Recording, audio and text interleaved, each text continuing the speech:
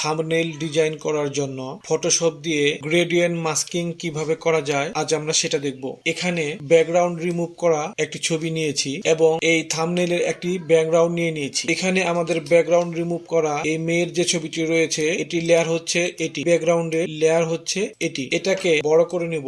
আমরা এই ব্যাকগ্রাউন্ডের উপর গ্রেডিয়েন্ট নিব। তো আমরা গ্রেডিয়েন্ট তৈরি করে নিব। গ্রেডিয়েন্টে যদি ক্লিক করি, গ্রেডিয়েন্টের যে কালার দেখা যাচ্ছে এই কালার উপর ক্লিক করব এবং এখান থেকে আমাদের মন মতো কালার তৈরি করে নিব। এখানে কালারের এডিট অপশন রয়েছে, এখানে ক্লিক করি। আমরা লালের বদলতে আমরা এখানে বেগুনি কালার নেব।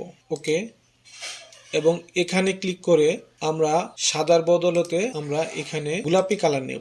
ওকে, সম্পূর্ণ ফিল করে দেব। ফিল করার জন্য আমরা দেখতে পাচ্ছি এই সাইডে খালি এবং এই সাইডে বেগুনি। ফিল করার জন্য আমরা এখানে ক্লিক করে অপাসিটি 100 করে দেব। ওকে, এখন এই ব্যাকগ্রাউন্ডে গ্রেডিয়েন্ট দেওয়ার জন্য আমরা যদি গ্রেডিয়েন্টে ক্লিক করি, ছবির ব্যাকগ্রাউন্ড লেয়ার সিলেক্ট থাকা অবস্থায় আমরা এখানে নিচে প্লাস চিহ্ন ক্লিক করে একটি নতুন লেয়ার নিয়ে নেব। নেওয়ার পর গ্রেডিয়েন্ট সিলেক্ট করে এখান থেকে অপাসিটি 100 রেখে আমরা কিবোর্ড থেকে শিফট চেপে ধরে বাম পাশ থেকে ডান পাশ পর্যন্ত এভাবে টান দেব। শিফট চেপে ধরলে আমাদের দাগ অথবা মাত্রাটি সোজা হবে।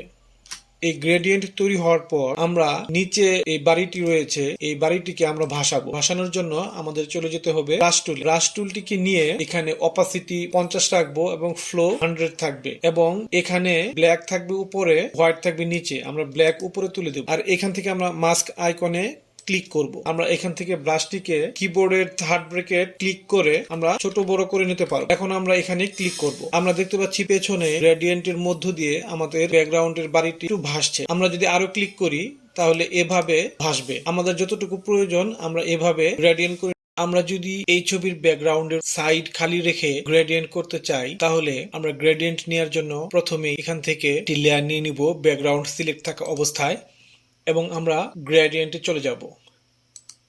উপরের যে গ্রেডিয়েন্ট কালার রয়েছে এখানে ক্লিক করব। আমরা এখানে দেখতে পাচ্ছি ডান পাশে চারকোনা বক্স দুটি রয়েছে উপরে নিচে এবং বাম পাশে দুটি রয়েছে, টোটাল 4টি বক্স রয়েছে। আমরা যদি উপরের বক্স ডান পাশে ক্লিক করি এবং নিচে অপাসিটি এখান থেকে 0 করে দেই তাহলে আমরা দেখতে পাচ্ছি আমাদের গ্রেডিয়েন্ট শুধু বেগুনি কালার রয়েছে এবং গোলাপি কালার 0 হয়ে গিয়েছে। আমরা যদি এখন এটাকে ওকে ক্লিক করে দিয়ে আমরা এখানে গ্রেডিয়েন্টে ক্লিক করে শিফট চেপে ধরে আমরা যদি এই ছবির উপর এভাবে ড্র্যাগ করে ধরে টান দেই তাহলে আমরা দেখতে পাচ্ছি আমাদের এক সাইড গ্রেডিয়েন্ট হয়েছে এবং অন্য সাইড খালি রয়েছে। আমরা এভাবেও এক সাইডে গ্রেডিয়েন্ট দিয়ে এর উপর টেক্সট লিখতে পারি। আবার আমরা যদি ইচ্ছে করি এই কালার না দিয়ে গোলাপি কালারটা দেব তাহলে আমরা এখান থেকে কন্ট্রোল জেড দিয়ে ব্যাক করব। ব্যাক করে আমরা যদি এই গ্রেডিয়েন্টের উপর আবার ক্লিক করি, ডান পাশে উপরটা ক্লিক করার পর আমরা এখানে অপাসিটি যদি বাড়িয়ে দেই, দেওয়ার পর এখানে বেগুনি কালারের চারকোনা বক্স উপরে ক্লিক করার পর আমরা যদি এখন অপাসিটি কমিয়ে দেই তাহলে আমরা দেখতে পাচ্ছি বেগুনি কালার 0 হয়ে গিয়েছে এবং গোলাপি কালার